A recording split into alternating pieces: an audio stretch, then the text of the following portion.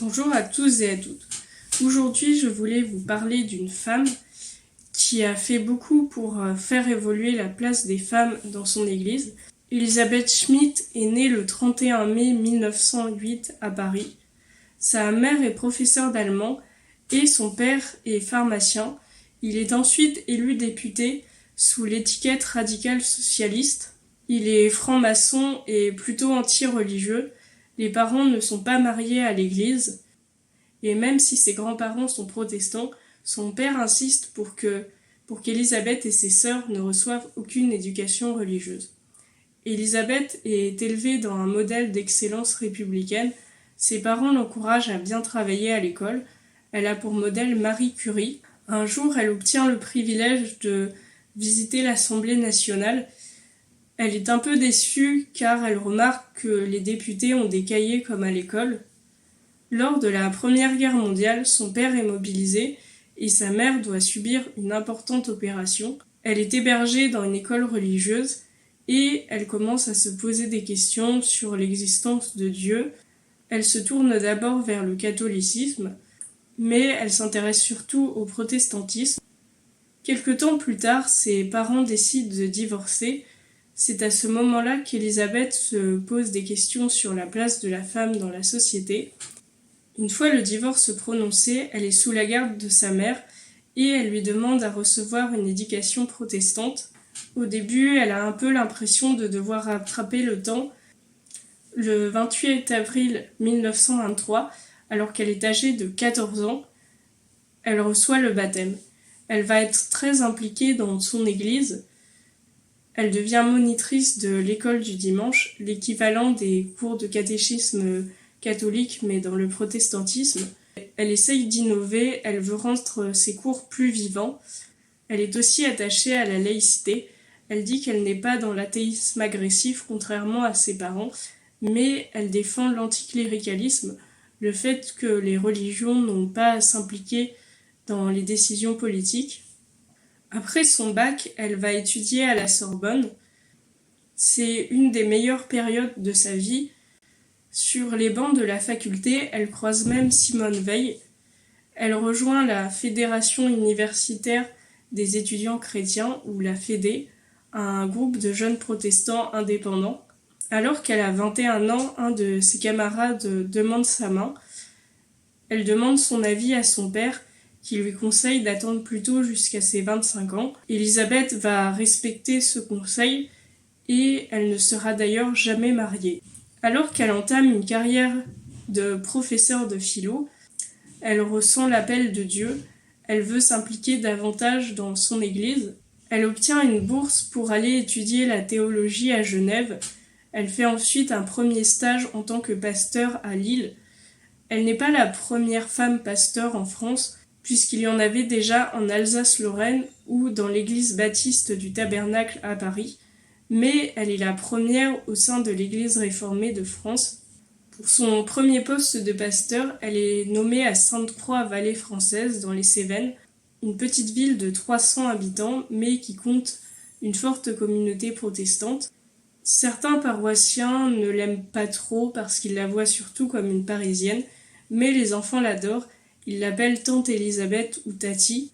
Elle remarque aussi de la superstition chez certains paroissiens. Les gens vont par exemple voir un rebouteau plutôt qu'un médecin quand ils sont malades. Un jour, il y a un monsieur qui vient la voir paniquer et qui lui dit « Ma fille a fait de la sorcellerie, elle m'a poursuivi avec un couteau, il faut que vous veniez m'aider. » Elisabeth est plutôt réticente, elle pense que c'est une jeune fille malade psychiatrique.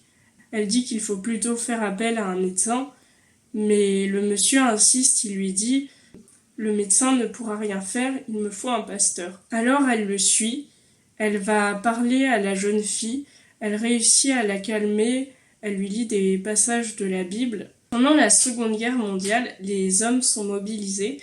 Elisabeth se propose d'aller remplacer des collègues pasteurs mobilisés à la frontière allemande, mais l'Église réformée de France lui conseille de rester à son poste. C'est à ce moment qu'elle entre en contact avec Madeleine Barrault. Madeleine Barrault, c'est une historienne française, mais c'est surtout la secrétaire générale de la CIMAD. le comité intermouvement auprès des évacués, une association de loi 1901 qui était créée pour venir en aide aux immigrés et aux réfugiés lors de la Seconde Guerre mondiale, mais qui est toujours active aujourd'hui et qui aide notamment les réfugiés, les immigrés et les demandeurs d'asile. Madeleine demande à Elisabeth de venir avec elle au camp de Gurs. Le camp de Gurs, dans les Basses-Pyrénées, c'est un camp d'internement où étaient emprisonnés des anciens de la guerre civile espagnole, mais aussi des immigrés venus d'un peu partout. Normalement, les pasteurs n'ont pas le droit d'être présents dans le camp, hormis pour les offices, mais comme à l'époque les femmes pasteurs ce n'est pas très courant, Elisabeth se fait passer pour une assistante sociale et elle peut entrer dans le camp incognito. Dès son arrivée, elle est d'abord surprise par l'odeur qui est suffocante. Quand on pense au camp, on voit assez facilement les alignements de pauvres baraques.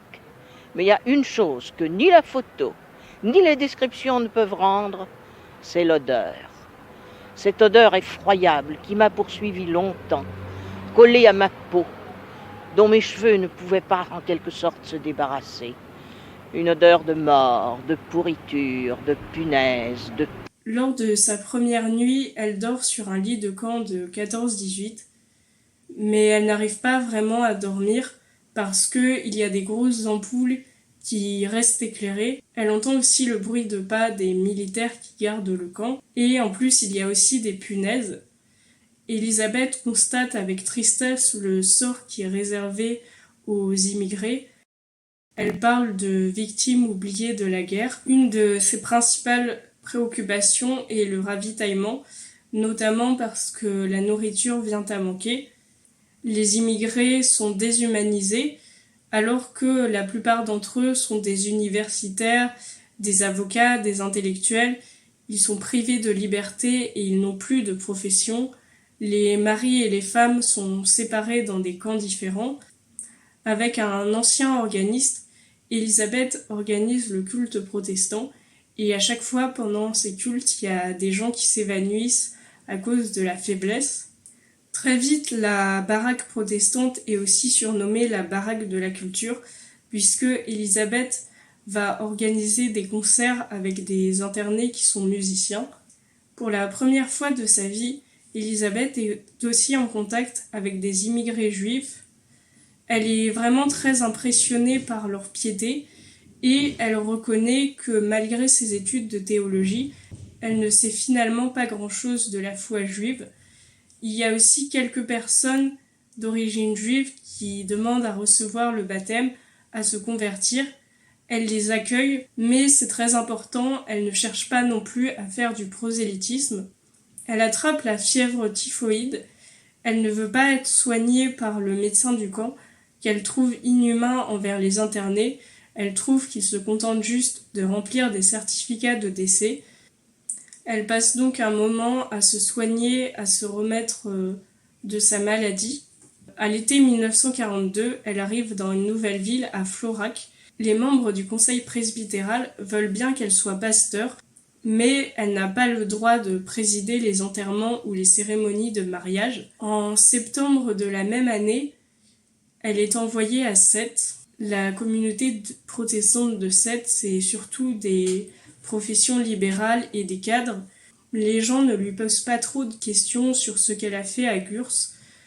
Ils sont assez neutres et assez indifférents vis-à-vis de la Seconde Guerre mondiale. Un jour, il y a même un paroissien qui lui dit « Il n'y a qu'un seul maître, qu'un seul guide, qu'un seul sauveur, c'est le maréchal Pétain. » Elle lui répond « Vous êtes protestant, je pensais que vous alliez me répondre Jésus-Christ. » Elle aide aussi une jeune fille juive à se cacher dans une famille amie en la faisant passer pour une jeune fille au père. Au même moment, sa sœur, qui est résistante, est déportée. Après la guerre, l'action d'Elisabeth est particulièrement bien remarquée, mais elle est un peu une anomalie puisqu'elle exerce les fonctions de pasteur, mais elle n'a pas été consacrée, elle n'a pas eu de cérémonie officielle de l'Église réformée. Elle s'indigne, elle dit que dans l'Église protestante réformée, on accepte que les femmes s'occupent de l'éducation des enfants, mais on n'accepte pas qu'elles montent sur la chaire, qu'elles deviennent pasteurs ou qu'elles aient un rôle plus important. Le 20 octobre 1949, elle est enfin consacrée par l'Église réformée, ce qui la confirme dans son rôle de pasteur, mais elle a le droit d'être pasteur à condition qu'elle accepte de ne pas se marier et de rester toujours célibataire. À partir du milieu des années 1950, elle s'implique dans les mouvements de jeunesse et elle voit les jeunes protestants demander plus de droits, demander à être mieux écoutés, demander plus de considération parmi les notables. En 1958, elle choisit de partir pour l'Algérie. Elle aura en charge la paroisse de Bilda Médéa. En tant que pasteur, elle essaye de maintenir des bons contacts avec toutes les communautés. Les protestants sont une minorité parmi une autre minorité, les Européens en Algérie. Elle voit aussi des familles de Kabyles convertis au protestantisme et ces familles sont un peu dans un entre-deux pendant cette période de guerre. Elle est parfois surprise par le racisme et même par le racisme au sein de la communauté protestante. Certains pensent que les Arabes sont des voleurs ou que les Arabes sont des fainéants. En plus de ses activités de pasteur, elle travaille aussi dans un ouvroir. Un ouvroir, c'est une sorte d'établissement pour les jeunes filles musulmanes qui leur donne des bases de lecture, des bases de puériculture. C'est un établissement qui a pour but d'éduquer les futures mères et épouses musulmanes, mais aussi de rapprocher les femmes européennes et les femmes arabes. Certains ouvroirs sont parfois très riches puisqu'ils sont financés par des gouvernements ou des associations, mais l'ouvroir protestant d'Élisabeth est plutôt pauvre. Dans sa tâche, elle est accompagnée par d'autres européennes, des femmes d'officiers français. Tous les mercredis et les vendredis, elles reçoivent des jeunes femmes musulmanes algériennes. Quand elles arrivent, les jeunes femmes retirent leur voile et on peut voir qu'elles sont très maigres, qu'elles sont très mal vêtues, qu'elles sont parfois en sous-alimentation. Élisabeth qualifie le voile de cache-misère. Mais progressivement, les jeunes filles se détendent, elles sourient, elles sont vives et on voit qu'elles sont heureuses d'être ici dans cet ouvroir. Élisabeth ressent toutefois un décalage avec la population locale. Elle a une bonne algérienne. Sa bonne l'appelle affectueusement « ma petite patronne », bien qu'elle soit plus jeune qu'elle. Un jour, lors d'affrontements, sa bonne lui conseille de ne pas sortir et lui dit « Ne vous inquiétez pas, il n'y aura pas de Saint-Barthas en Algérie ». Saint-Barthas en référence à la Saint-Barthélemy, un massacre de protestants pendant les guerres de religion en France. Élisabeth ne comprend pas trop pourquoi elle a utilisé cette expression. Le 5 juillet 1962, l'Algérie accède enfin à son indépendance. Les Juifs d'Algérie qui avaient obtenu la nationalité française avec le décret Crémieux sont contraints de quitter le pays, notamment le rabbin avec qui elle avait noué des liens d'amitié. Elle lui propose de l'héberger à Sète si besoin. Elle veut rester en Algérie. Elle obtient même un poste de professeur, mais en 1963, elle se résout à rentrer en France, voyant que son église se vide.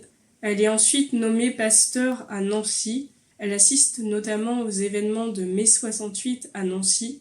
Le 18 juin 1972, elle prend officiellement sa retraite. Elle est décédée le 14 mai 1986. Elle a donc eu un sacré parcours et elle a permis de faire évoluer la place des femmes dans son église. Mais elle a aussi toujours milité pour l'accueil des réfugiés, contre toute forme de discrimination, comme on peut le voir à la fois dans son engagement dans le camp de Gurs, mais aussi dans son expérience pendant la guerre d'Algérie. J'espère que cette vidéo vous aura plu, qu'elle vous aura intéressé. N'hésitez pas à liker, à partager ou à vous abonner. Et à très bientôt pour une prochaine vidéo.